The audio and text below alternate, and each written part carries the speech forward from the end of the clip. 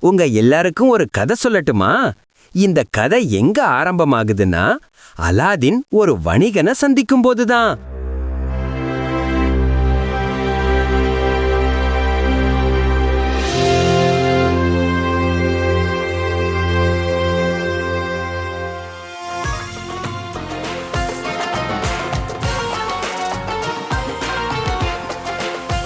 Aladdin!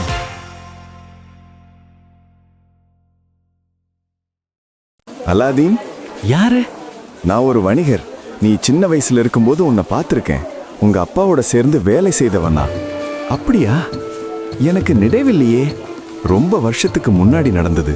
அதான் மறந்துட்டு இருக்கலாம். எங்க வீட்டுக்கு வாங்க, அம்மா ரொம்ப சந்தோஷப்படுவாங்க. கண்டிப்பா வர்றேன். அப்பாவை பத்தி பேசினா அம்மாவுக்கு ரொம்ப சந்தோஷம். அம்மா இங்க பாருங்க, அப்பா ஃப்ரெண்ட் இவருதான். வாங்க வாங்க. உங்களை பார்த்ததுல ரொம்ப சந்தோஷம்.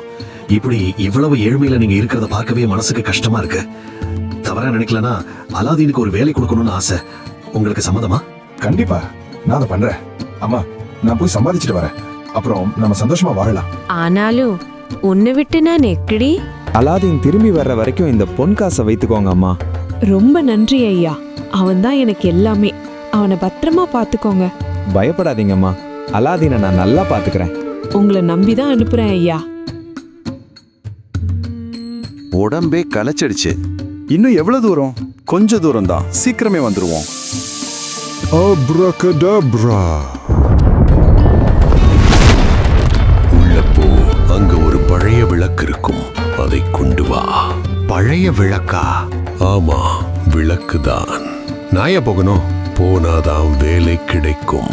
சரி, போறேன்.